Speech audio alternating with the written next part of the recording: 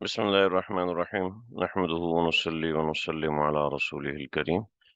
آج ہم احرام کے حوالے سے چیزیں پڑھیں گے۔ عمرے کے اندر بھی ہم احرام میں ہوتے ہیں اور حج کے اندر بھی ہم احرام میں ہوتے ہیں۔ تو احرام اصل میں صرف دو چادروں کا نام نہیں ہوتا، حالانکہ خواتین جو ہیں وہ پردے میں ہوتی ہیں، برقعے میں ہوتی ہیں۔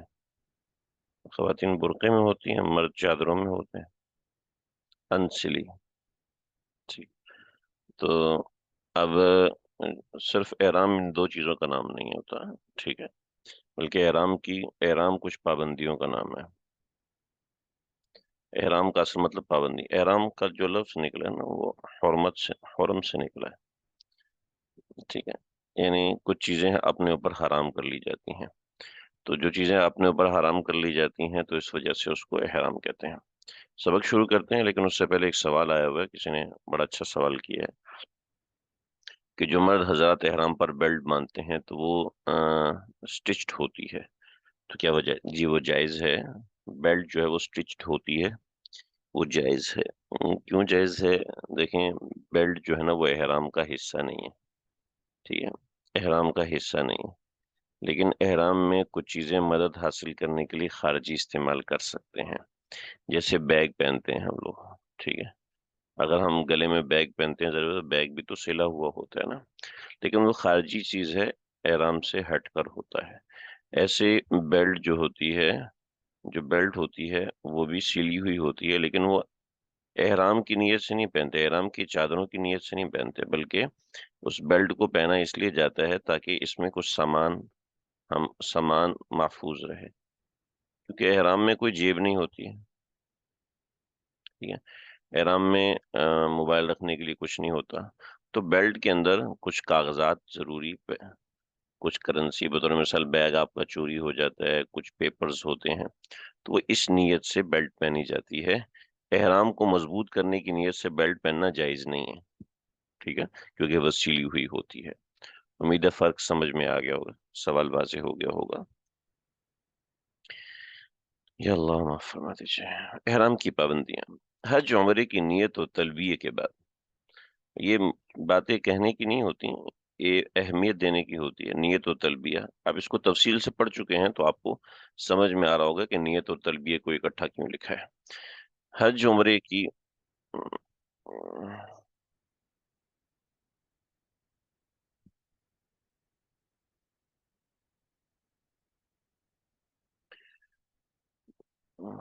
نیت و تلبیہ کے بعد احرام میں داخل ہو گئے، اب احرام کی ممنوعات سے بچنے کا اہتمام لازم ہے۔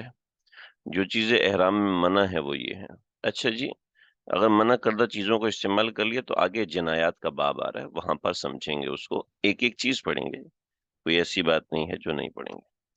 مرد کو سلا ہوا کپڑا پہننا جو پورے بدن یہ کسی عضو کی حیت اور بناوٹ کے مطابق تیار کیا گیا ہو، اگر سینے کے بجائے بن کر یا چپکا کر اس طرح کپڑا تیار کر لیا گیا ہو تو وہ بھی ممنوع ہے، ٹھیک ہے نا، نہیں ایسی قمیض بنا لی، ٹھیک ہے، قمیض بنائی ہے اور قمیض ایسی بنائی ہے کہ یہ پوری قمیض بن گئی، یہ اس کے بازو بن گئے، ٹھیک ہے، بس، ٹھیک ہے، اس طرح قمیض بنا لی۔ اب قمیض جو ہے نا وہ اس طریقے سے بنائی کہ یہاں سے گلا کاٹ لیا، گلا یہاں سے درمیان سے نکل آیا، اور بازو یہاں سے سیے نہیں بلکہ پن سے لگا لی اور چپکا لی، ٹھیک ہے، تو پن سے لگا لی یا چپکا لیے، تو اب اس طریقے کی قمیض کرے جائز نہیں ہے، ممنوع ہے، قمیض ممنوع ہے، ٹھیک ہے، قمیض ممنوع ہے مرد حضرات کے لیے، یعنی اگر کسی نے سیا نہیں بلکہ بن لیا، ٹھیک ہے، یعنی یہاں ایک ٹانکا لگا دیا، یہاں ایک ٹانکا لگا دیا، یہاں ایک ٹانکا لگا دیا، یہاں ایک ٹانکا لگا دیا، یہاں ایک ٹانکا لگا دیا، تو بن لیا، یا چپکا کر کپڑا تیار کیا، یہ چپکا لیا، یہاں پہ نیچے ایک چپک لگا دی تو اس کے ذریعے سے وہ بھی ممنوع ہے۔ سر اور چہرہ ڈھانکنا، عورت کو صرف چہرہ ڈھانکنا ممنوع ہے، ٹھیک ہے، عورت کا سر ڈھانکے گی اور چہرہ نہیں ڈھانپے گی۔ چہرہ ڈھانپنے کے لیے میں نے اپنے حج کے درس میں ایک پی کیپ دکھائی تھی، وہ پی کیپ استعمال کرے گی۔ خوشبو استعمال کرنا ممنوع ہے۔ جسم کے بال صاف کرنا جس طرح بھی صاف کرے، یعنی کھینچ کا صاف کرے، کھینچ کا جس کو نطف کہتے ہیں، کھینچ کر صاف کرے، ریزر سے صاف کرے، کریم سے صاف کرے، کسی بھی واٹ ایور، لیزر سے صاف کرے، ٹھیک ہے، ہر کسی چیز سے جسم کے بال صاف کرنا منع ہے، ناخن کاٹنا منع ہے، خوشی کا شکار منع ہے، راستے میں جا رہے ہیں مچھلی آ گئی تو مچھلی کا شکار کر سکتے ہیں، میاں بیوی والے خاص تعلقات اور شہوت کا کام، کوئی بھی کام جو شہوت سے متعلق ہے وہ نہیں کرنا۔ اچھا، ان بعض چیزوں میں دم آتا ہے، بعض چیزوں میں جزا آتی ہے، دم اور جزا دونوں الگ الگ چیزیں ہوتی ہیں، ہم انشاءاللہ اس کو دیکھیں گے۔ پیچھے ہم نے پڑھا تھا مسئلہ نمبر 1 اور مسئلہ نمبر 2، ٹھیک ہے، مسئلہ نمبر 1 ہم نے پڑھ لیا تھا، مسئلہ نمبر 2 پڑھ لیا تھا۔ درمیان میں احرام کی پابندیاں آ گئی، اب آگے کچھ اور احرام کے مسائل۔ حج یا عمرہ کی نیت کر کے تلبیہ پڑھ لینے سے احرام بند جاتا ہے، نیت کر کے تلبیہ، اگر آپ نے گھر میں کر لیا تو گھر سے احرام کی نیت ہو جائے گی، آپ نے جہاز میں کر لیا تو جہاز میں ہو جائے گی، آپ نے میقات پہ کر لیا تو میقات پہ ہو جائے گی، میقات کے باہر نہیں ہوگی، ٹھیک ہے جی۔ نیت اور تلبیہ سے پہلے غسل کرنا اور 2 رکعت نماز پڑھنا مسنون ہے۔ اس میں طریقہ کار دیکھیں، ہم تو جہاز میں نیت کرتے ہیں، تو گھر سے غسل کیا، چادریں باندھی، ٹھیک ہے، 2 رکعت نماز،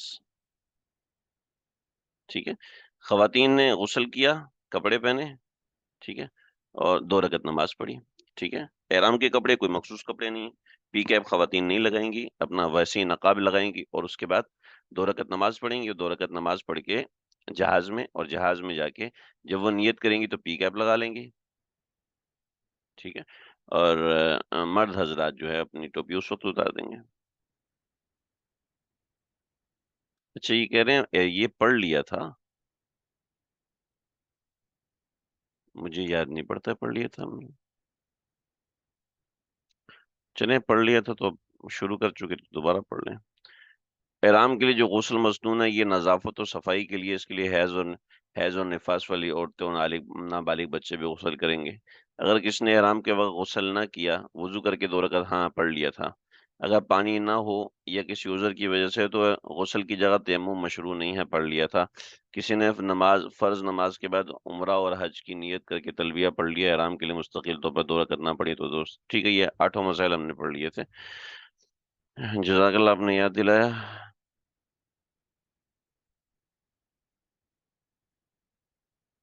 یہ بھی پڑھ لیا تھا، یاد آ گیا ہے۔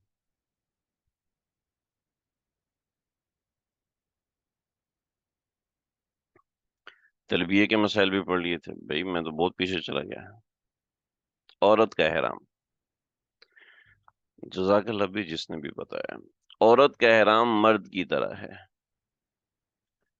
یعنی غسل کر کے 2 رکعت نماز پڑھ کے حج عمرے کی نیت کر کے تلبیہ پڑھ لے۔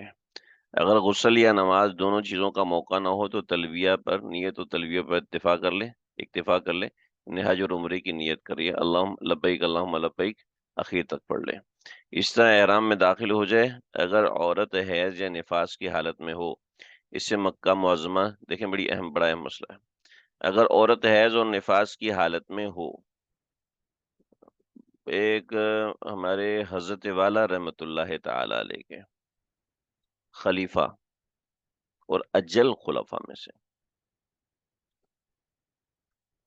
ایک سفر میں حج میں تھے ہم لوگ ساتھ، تو ان کی اہلیہ محترمہ نے مدینہ منورہ سے آئیں تو انہوں نے احرام نہیں باندھا، پوچھا جی کسی نے پوچھا جی آپ نے احرام، جی میں تو ان ایام کے اندر ہوں، تو میں کیسے احرام باندھ سکتی ہوں، میرے لیے تو حرم میں جانا جائز ہی نہیں ہے۔ تو تو ہماری خواتین نے بتایا کہ مولانا نے تو یہ مسئلہ بتایا ہے، کہ میں وہاں حج میں، کیونکہ سرکاری حج تھا ہمارا، تو اس میں ایسا معاملہ تھا، میں نے کہا مولانا نے تو نیچے یہ مسئلہ بتایا، وہ چونکہ خلیفہ بڑے ہیں، بزرگ ہیں، تو وہ تو ظاہر بات ہے میرے درس میں کیسے بیٹھیں گے، اور بیٹھتے تو پھر میں کیسے درس دے سکتا تھا، تو بس ہم مسائل کی نشست ہیں، تو مسئلہ ان کو بھی نہیں پتا تھا، ٹھیک ہے، اتنا اہم مسئلہ ہے، تو میں نے عرض کیا کہ بھئی اس میں آپ کیا کریں، میں نے کہا جی میں آپ کو مسئلہ، پھر وہ میرے پاس تشریف لائے کہ اب ہم کیا کریں اور کس طریقے سے کریں، تو میں نے عرض کیا کہ بھئی میں کیا کہوں، میں تو مفتی صاحب سے پوچھ کے، ان کو ذریعہ بتا بڑے ہیں، ان کو میں مسئلہ بتاؤں گا تو مناسب نہیں ہوگا. میں نے کہا مسئلہ تو یہ ہے، لیکن ہم بڑے مفتی صاحب سے پوچھ لیں. چونکہ وہ بڑے تھے تو بڑوں کو مسئلہ ایسے نہیں بتایا جاتا کہ ان کو براہ راست وہ پوچھے تو جواب دے دیا جائے. وہ کہتے ہیں مسئلہ تو اس طرح ہے، ہم بڑوں سے پوچھ لیتے ہیں. چنانچہ ان کے سامنے میں نے مفتی صاحب کو فون کیا تو انہوں نے کہا بھی یہ مسئلہ ہے جیسے تم نے بتایا.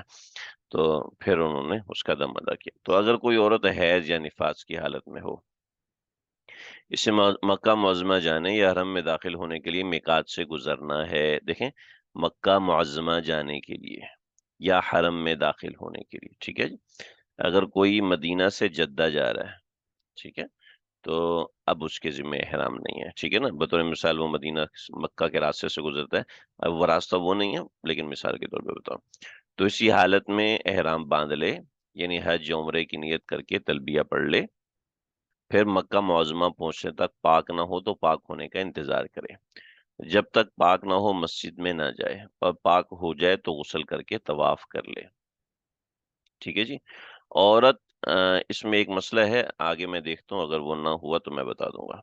عورت احرام کی حالت میں بدستور سلے ہوئے کپڑے پہنے رہے، سر اور تمام اعضاء ڈھانکے رہے، البتہ چہرے پر کپڑا نہ لگنے دے. سیدنا عائشہ فرماتی تھی کہ ہم نے تختیاں رکھی ہوئی تھی اپنے پاس، اس طرح کی تختیاں، اور ہم یعنی اس طرح تختیاں تھیں، اور ہم ان تختیوں کو نیچے سے پکڑ کے اپنے چہرے کے سامنے کر لیتے تھے تاکہ کوئی مرد دیکھ نہ سکے. اور یہ سلسلہ ہوا کرتا تھا، اور یعنی ان تختیوں کو ہاتھ میں اٹھا کے رکھتے تھے تاکہ کوئی مرد چہرے کو نہ دیکھ لے. عورتوں پر حالت احرام میں بھی نامحرموں سے پردہ کرنا لازم ہے. لازم کا مطلب فرض ہے. یہ جو مشہور ہے کہ حج عمرے میں پردہ نہیں، یہ غلط اور جاہلانہ بات ہے. چہرے پر کپڑا نہ لگانا اور بات ہے، نامحرموں کے سامنے چہرہ کھولنا اور بات ہے. حکم یہ ہے کہ عورت حالت احرام میں چہرے پہ کپڑا نہ لگنے دے.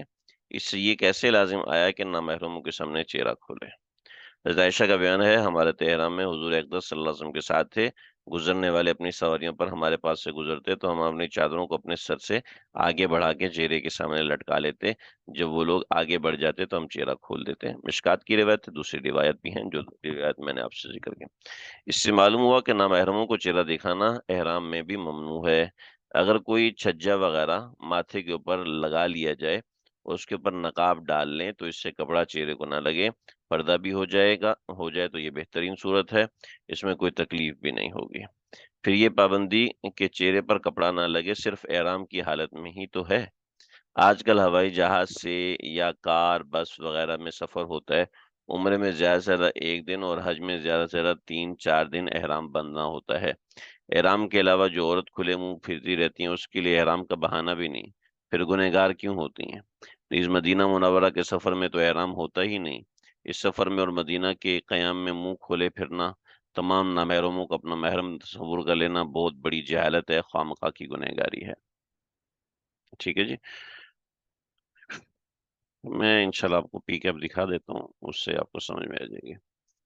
عورت کے ساتھ محرم یا شوہر کا ہونا شرط ہے. دنیاوی ضرورت کے لیے کوئی سفر ہو، یا حج ہو، یا عمرہ 48 میل یعنی 78 کلومیٹر کا سفر کرنا عورت کے لیے ممنوع ہے. اس میں بڑی حکمت ہے، بڑی مصلحتیں ہیں. سفر کرنا عورت کے لیے شرعاً ممنوع ہے، چاہے ریل سے ہو یا کار سے ہو، چاہے ہوائی جہاز سے ہو، چاہے دنیا کے لیے ہو یا دین کے لیے ہو، یعنی اکیلے سفر کرنا ممنوع ہے. حضرت عبداللہ بن، دیکھیں یہ میرا مسئلہ نہیں ہے، حضرت عبداللہ بن عباس رضی اللہ عنہ سے روایت ہے، رسول اللہ صلی اللہ علیہ وسلم لا يخلون رجل بامرأة ولا تسافرن امرأة الا ومعها محرم فقال رجل یا رسول اللہ اکتتبت فی غزوۃ، میں نے غزوے میں نام لکھوایا کذا و کذا، خرجت امراتی حاجت، میری اہلیہ جو ہے حج کے لیے چلی گئی. آپ نے فرمایا اذهب فحجج مع امراتک، جاؤ اپنی بیوی کے ساتھ حج کرو. یعنی ہرگز کوئی مرد کسی نامحرم عورت کے ساتھ تنہائی میں نہ رہے، ہرگز کوئی عورت بغیر محرم سفر نہ کرے. یہ سن کر ایک شخص نے عرض کیا کہ یا رسول اللہ، میرا فلاں نام جہاد میں نام لکھ دیا گیا ہے، میری بیوی حج کے لیے نکلی ہے. آپ نے فرمایا جاؤ اپنی بیوی کے ساتھ حج کرو.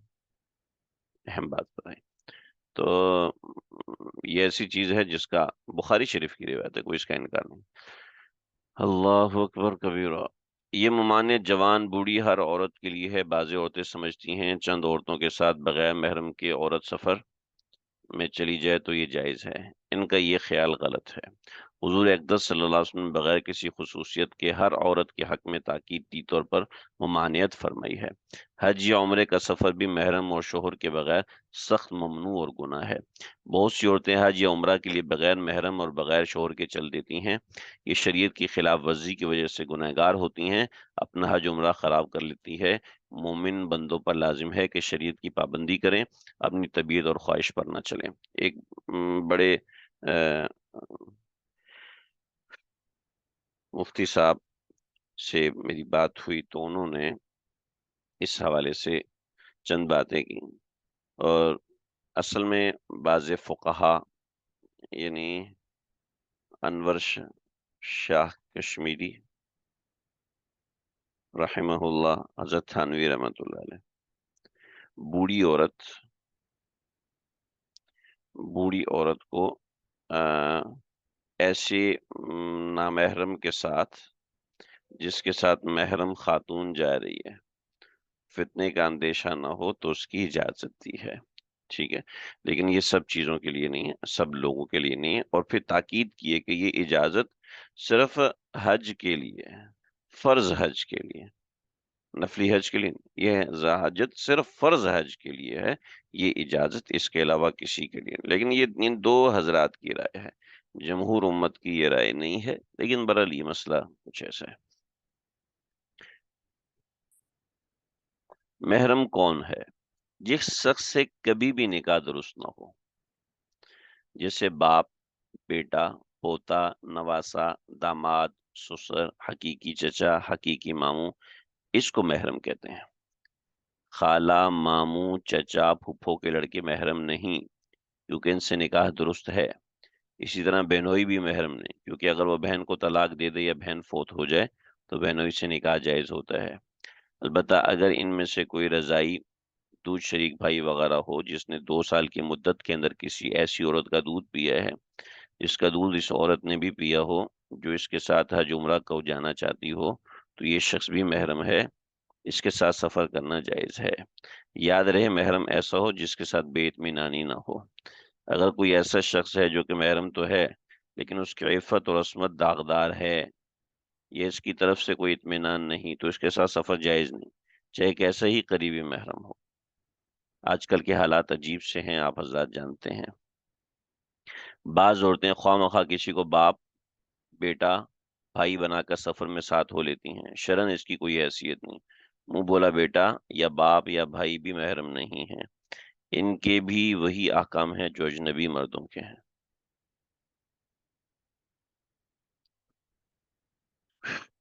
مکہ معظمہ اور مسجد حرام میں داخلہ۔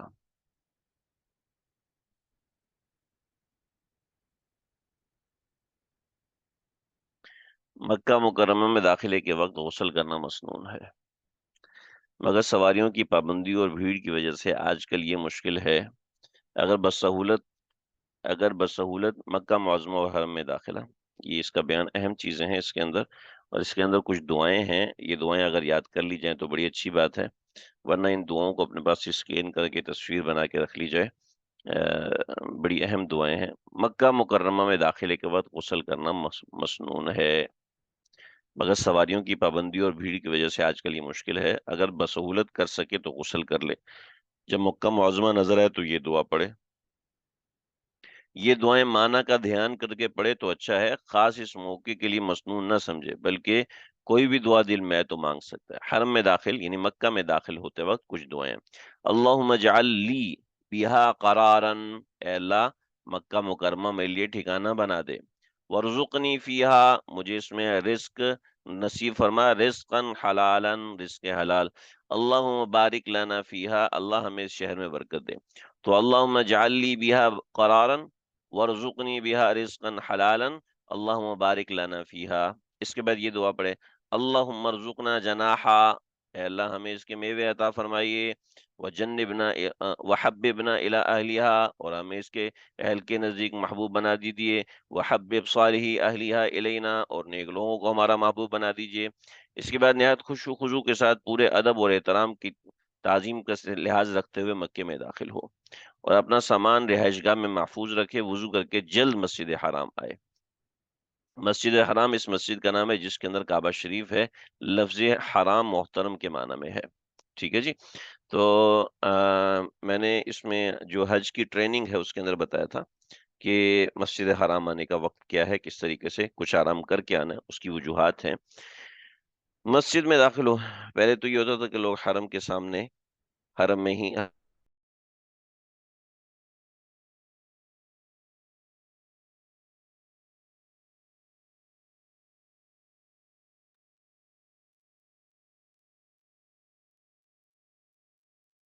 یہ مسئلہ کر گیا تھا۔ مسجد میں داخل ہوتے وقت حضور اقدس صلی اللہ علیہ وسلم پر درود پڑھے اور یہ دعا پڑھے، رب اغفر لی ذنوبی وافتح لی ابواب رحمتک، مرد کے لیے بھی عورتوں کے لیے بھی سب کے لیے، رب اغفر لی ذنوبی وافتح لی ابواب رحمتک، اے میرے رب میرے گناہوں کی مغفرت فرما اور میرے لیے اپنی رحمت کے دروازے کھول دیجیے۔ ایسا نہیں کہ انسان ایسی بے توجہی کے ساتھ کعبۃ اللہ میں داخل ہو۔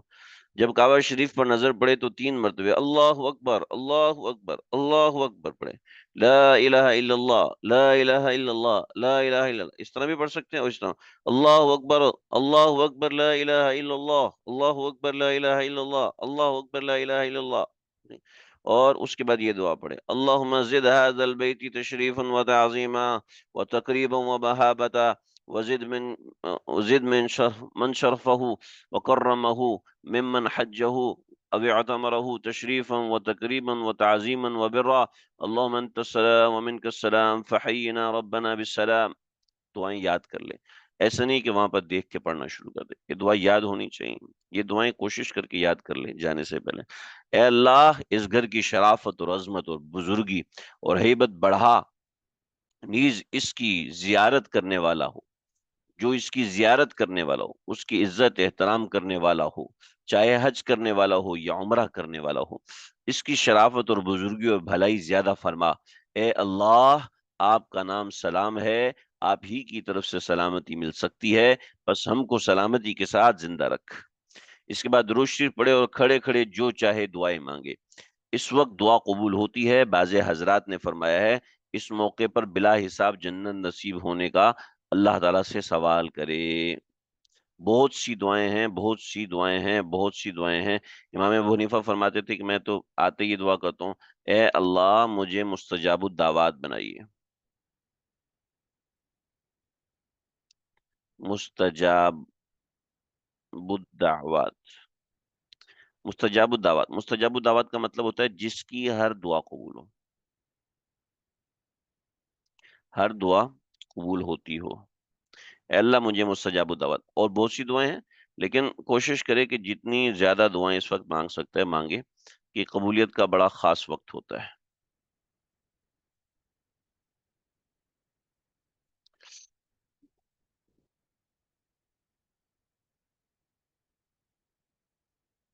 ٹھیک، مسجد حرام میں داخل ہو کے سب سے پہلے طواف کریں۔ جو شخص عمرے کا احرام باندھ کر آیا ہو وہ اس کے لیے عمرے کا طواف ہوگا جو فرض ہے۔ جو شخص صرف حج کا احرام باندھ کر آیا تھا یہ اس کے لیے طواف قدوم ہوگا جو کہ سنت ہے۔ سمجھ رہے جی؟ اگر ایسے وقت میں مسجد حرام پہنچا کہ جماعت کھڑی ہو تو پہلے امام کے ساتھ نماز پڑھ لے پھر طواف کرے۔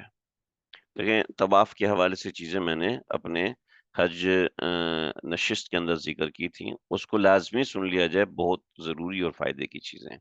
ہم نے ویڈیو بھی اپلوڈ کر دی ہے، اس کو دیکھ لیجئے۔ اب آ گیا طواف کا بیان، سمجھے جی، بڑا اہم ہے۔ بھی آپ لوگ بور تو نہیں ہو رہے؟ مجھے لگ رہا ہے کیونکہ ایک تھیوری چل رہی ہے، اس میں کوئی قصے کہانی تو چل نہیں رہا۔ بیت اللہ شریف یعنی کعبہ شریف کے گرد 7 چکر، 7 مرتبہ مقرر طریقے سے چکر لگانے کو طواف کہتے ہیں، مقرر طریقے سے، یعنی نیت ہوتی ہے اس میں۔ کعبہ شریف کے اس کونے میں جو مشرق کی جانب حجر اسود کالا پتھر لگا ہوا ہے وہیں سے طواف شروع ہوتا ہے اور اسی پر ختم ہوتا ہے۔ طواف فرض بھی ہوتا ہے، واجب بھی ہوتا ہے، سنت بھی ہوتا ہے اور نفل بھی ہوتا ہے۔ ہر طواف میں 7 چکر ہوتے ہیں۔ ہر طواف حجر اسود سے شروع ہوتا ہے اور حجر اسود پر ہی ختم ہوتا ہے۔ طواف میں کعبہ شریف طواف کرنے والے کے بائیں طرف رہتا ہے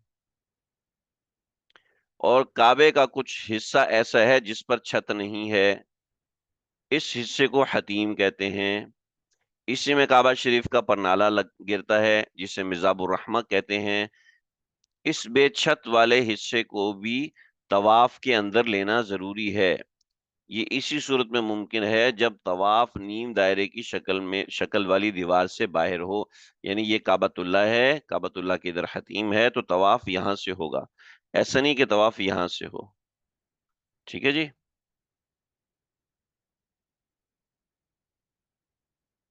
مستجاب الدعوات ہوگی تو پھر کوئی غلط دعا نکل گئی تو پھر کیا ہوگا؟ غلط دعائیں جو ہے نا، دعا نہیں کہلاتی، بد دعا کہلاتی ہے۔ ٹھیک ہے، تو مستجاب الدعوات ہے، مستجاب الکلمات تو نہیں ہے نا، مستجاب الدعوات ہے۔ مستجاب الدعوات کا مطلب ہے ہر دعا مانگی والی تھی، بد دعائیں اس میں نہیں ہوتی۔ آخرت کے حوالے سے یہی نظر میں، پہلی نظر میں سب قیمتی دعا کیا کرنی چاہیے؟ بلا حساب جنت میں داخلہ، اللہ پاک کا دیدار یا مستجاب الدعوات؟ دیکھیں جی، یہ تو ہر انسان کی ڈیپینڈنسی ہے کہ وہ کیا دعا مانگنا پریفر کرتا ہے اور کون سی دعا اس کو سب سے زیادہ چاہیے۔ دعا تو اصل میں دل کی خواہش کا نام ہے، اور دل کی خواہش جتنی شاندار، جاندار، طاقتور ہوگی، دعا بھی اسی قدر شاندار، جاندار اور طاقتور ہوگی۔ اور دل کی دعا ایسی دل میں کوئی چاہتی نہیں ہے، ایسی بغیر شوق و ذوق کے بد ذوق قسم کے آدمی کعبۃ اللہ جا رہا ہے تو پھر تو ظاہر بات ہے صحیح ہو۔ طواف کے ہر چکر میں رکن یمانی کو دونوں ہاتھ یا دانا ہاتھ لگائے، اس کو استلام کہتے ہیں۔ رکن یمانی کعبہ شریف کا وہ کونا ہے جو جنوب کی طرف ہے، حج اسود والے کونے کے مقابلے میں ہے۔ یہ یمن کی جانب پڑتا ہے، اس لیے اس کو رکن یمانی کہا جاتا ہے۔ جس طواف کے بعد صفا مروہ کی صحیح ہو، جیسے عمرے کا طواف کرنے والا طواف کے بعد عمرے کی صحیح کرتا ہے، یا جیسے بہت سے حاجی حضرات طواف قدوم کے بعد صفا مروہ کی صحیح کرتے ہیں، اس طواف میں رمل اور استبابی مسنون ہے۔ یعنی وہ طواف جس کے بعد صحیح کرنی ہے، ٹھیک ہے، اس میں رمل ضروری ہے، سنت ہے یعنی کہ، ٹھیک ہے، اور اگر احرام باندھا ہوا ہے تو استبابی ضروری ہے۔ اگر احرام باندھا ہوا ہے تو استبابی ضروری ہے۔ چنانچہ طواف زیارت میں عام طور پر صحیح بعد میں ہوتی ہے، طواف زیارت میں عام طور پر صحیح بعد میں ہوتی ہے، لیکن احرام نہیں ہوتا، تو صرف رمل ہوتا ہے، ٹھیک ہے، اور چیزیں نہیں ہوتی۔ جو حاجی میقات سے حج کا احرام باندھ کر آتے ہیں وہ حج میں داخل ہو کر پہلے طواف قدوم کرتے ہیں، یہ طواف سنت ہے۔ جو حاجی میقات سے حج کا احرام باندھ کے آتے ہیں، افراد میں ایسا ہوتا ہے اور قران میں ایسا ہوتا ہے، ٹھیک ہے، وہ تمتع والے عمرے کا احرام باندھ کے آتے ہیں، افراد والے صرف حج کا، اور قران والے حج اور عمرہ دونوں کا، ٹھیک ہے، دونوں کا احرام باندھ کے آئے ہوتے ہیں۔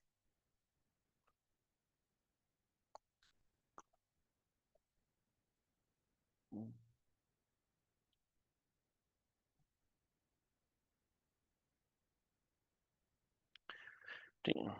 مسئلہ نمبر 1، جو شخص عمرے کا احرام بس کافی ہے جی، کافی ہے۔ آپ لوگوں کو کوئی سوال کرنے ہو تو سوال کر سکتے ہیں، آج کا سبق بس یہیں تک ہوگا۔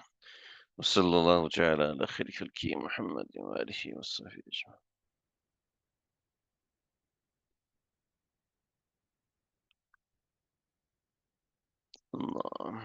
ٹھیک ہے، میرے خیال میں کوئی سوال نہیں ہے، تو بات ہماری ہم یہیں تک رکھتے ہیں۔